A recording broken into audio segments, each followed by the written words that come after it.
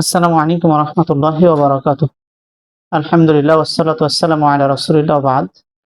সম্মানিত দর্শক শ্রোতা মণ্ডলী, ভাই এবং বোন, আজকে আমরা ঝিনাইদহ জেলার একটি প্রত্যন্ত অঞ্চলে দ্বীনী দাওয়াতি কাজে এসেছি। বর্তমান মুসলিম সমাজের যে পরিস্থিতি এবং মুসলিম যুবকদের যে চারিত্রিক পদস্খলন, উন্নয়ন সাধনে দ্বীনী দাওয়াতি কাজের বিকল্প কোনো পথঘাট নেই, যার ফলে আমাদের প্রত্যেক সচেতন দ্বীনী ভাইদের নিজ নিজ জায়গা থেকে সর্বাত্মক দাওয়াতি কাজ করার প্রচেষ্টা চালিয়ে যেতে হবে।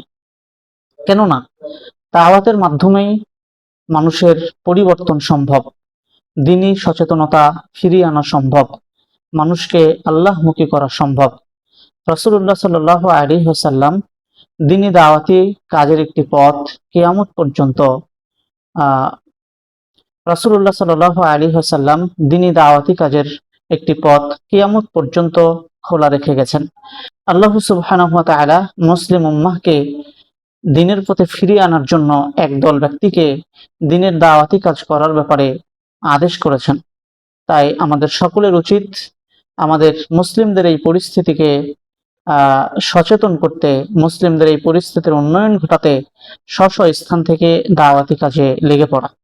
তাই আমি প্রত্যেক দ্বীন সম্পর্কে সচেতন দ্বীনী ভাই এবং বোনদেরকে উদাত্ত আহ্বান জানাই, আমরা আমাদের নিজ নিজ স্থান থেকে সর্বাত্মক চেষ্টা করে আমাদের মুসলিম সমাজের চিন্তাধারার উন্নয়ন, আল্লাহ সুবহানাহু ওয়া তাআলার পথে তাদের ফিরিয়ে আনার প্রচেষ্টা আমাদেরকে করে যেতে হবে।